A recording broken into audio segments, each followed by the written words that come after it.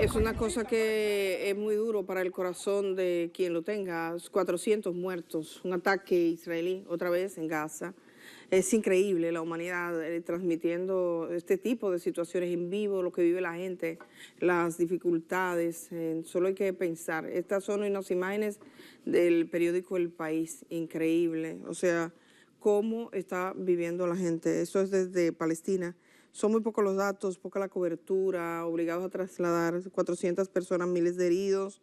Los últimos reportes que hay sobre esta nueva avanzada, después que 2 meses de tregua. Esto tiene mucho que ver con lo que está ocurriendo, tiene mucho que ver con todo este sistema. Y yo tengo otras imágenes, señor director, se llama Bukele, porque se trata de derechos humanos, derechos fundamentales, vulneración de derechos en todas partes. En el tema de Bukele, y lo refería de este modo, porque él fue el que subió el video que ustedes van a ver, de cómo trataron a los presos venezolanos que llegaron desde Estados Unidos, enviados a una cárcel de máxima seguridad en El Salvador, algo que la misma prensa estadounidense calcula podría vulnerar profundamente los derechos humanos. Veamos esto para que ustedes, y además decirle algunas declaraciones que nos han llegado desde Venezuela, sobre todo de familias que pudieron identificar a los suyos ahí.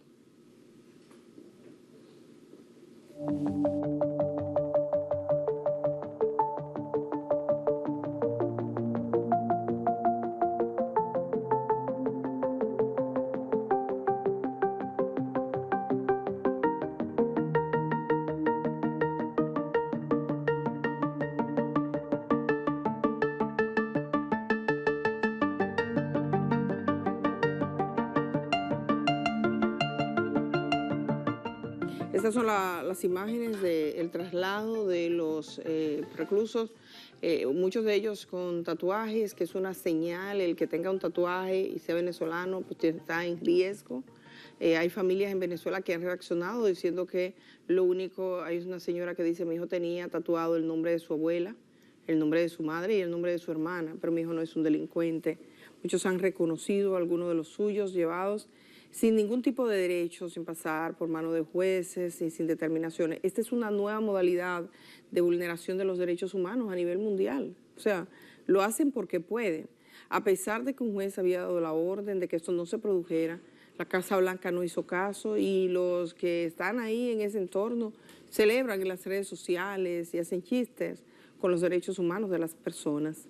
Es un retroceso que vive la humanidad en este momento, pensar en lo que costó conquistar derechos fundamentales, pensar en el sistema judicial estadounidense que siempre fue respetado y que ahora se le salta como si no pasara nada.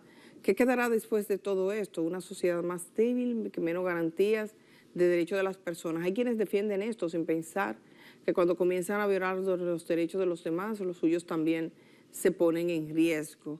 Yo quiero mostrarles a ustedes mira eso, aquí algunas madres identificaron a los suyos, así le llevan a esta gente. Estas son gente migrantes, muchos de ellos son migrantes económicos, usted se va a otro país, pero hay algunos sí que tendrán algunos actos delictivos, seguramente, nadie lo duda, pero van sin verificación. Hay familias que han identificado ahí entre algunos a gente que no tiene antecedentes, que entraron a Estados Unidos desde hacía poco. Por ejemplo, vi el testimonio de un joven que había estado en Guantánamo y lo llevaron. Miren cómo lo tratan. Eso es una bestialidad de la manera en que proceden. Y esas son las cárceles de Bukele, que con eso se hace famoso mundialmente. Entonces, la gente que tiene inseguridad a veces, que encuentra que hay delincuencia en la calle, favorece este tipo de sistema. Imagínense ustedes a alguien que lo marquen porque tenga, por ejemplo, un tatuaje, no le permitan ir a un juez, no haya que comprobar nada, porque se han acogido a una ley de hace siglos. Una ley de hace 4 siglos, es la ley que le está sustentando. Entonces un juez dijo, con esa ley no se puede.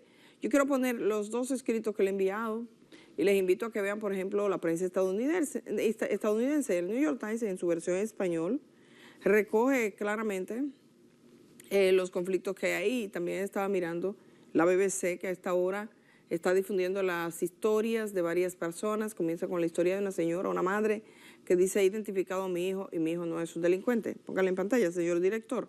Esas historias están en esos enlaces y he preferido que ustedes lo vean de forma directa. Son 2 enlaces que he compartido y los pedía, lo sugería, que básicamente están planteando, dice: un juez ordenó que los aviones de deportación regresaran, pero la Casa Blanca no hizo caso. Este periódico, un periódico estadounidense, el periódico quizás de mayor prestigio a nivel internacional que tiene Estados Unidos, ha dicho que ha hecho una especie de auditoría y que ha podido verificar que todavía los vuelos no habían iniciado, no estaban en el aire, porque lo que ha dicho la Casa Blanca es que los vuelos estaban en el aire y que estaban ya en predios internacionales y que ahí la ley no le alcanzaba, o esa decisión no le alcanzaba. Entonces, búsquenlo, léanlo y vean ustedes esa historia sin ignominia. El siguiente episodio, el siguiente enlace, es todavía más triste aquí. Somos ingenuos ante la atrocidad, ingenuidad que está ocurriendo. Esta es una venezolana que ha reconocido a su hijo entre los deportados en El Salvador por órdenes de Trump. Ella lo está diciendo, está en la BBC. Yo les invito a que lo busquen, a que lo lean. En la portada de esta hora dice ella: pensó que su hijo, ella tiene 44 años, vive en un barrio pobre de Maracay, Venezuela. Pensó que su hijo va a ser deportado a Caracas desde Texas, Estados Unidos, el sábado, pero terminó en El Salvador y pudo reconocerlo. Aquí está la familia mirando las imágenes donde han podido darse cuenta que ese es su pariente. El periódico estuvo en su casa. También hay otras familias. El gobierno venezolano dice que se trata de una violación masiva de derechos humanos contra los migrantes venezolanos. Ha pedido a los venezolanos tener cautela. El gobierno venezolano ha emitido unas notas de cautela de su presencia en Estados Unidos. Y bueno, se había dicho que el gobierno venezolano no se negaba a recibir a sus migrantes. No tiene que ver con ninguna banda delictiva, ha dicho. Francisco, que se instaló en Perú, se dedica a la barbería. Salió de Venezuela en 2019 buscando oportunidades en medio de la crisis económica, política y social que sacudía a su país. Defiende su familia. Es un chamo, no pertenece a ninguna banda delictiva ni en Estados Unidos ni en Venezuela. Mi hijo no pertenece al Tren de Aragua, no es ningún delincuente. Lo que ha sido toda su vida es un barbero. Lastimosamente tiene sus tatuajes con nombre de sus abuelas, sus hermanas, su madre, reforzado con rosas, pero no tiene que ver con banda delictiva. Y entonces todavía no hay una lista, dice el periódico, una lista oficial con los nombres de los deportados que están encarcelados en este sistema de cárceles del señor Bukele. La última comunicación de madre e hijo fue el pasado sábado a las 10 de la mañana. Dice: mamá, ya salió la primera formación, voy en la segunda. Tranquilo, hijo, no te preocupes. Sabré de ti por las noticias, no te angusties. Que Dios te bendiga. Y le colgué. Ella pensaba que sería deportado a Caracas, pero no fue esa su realidad.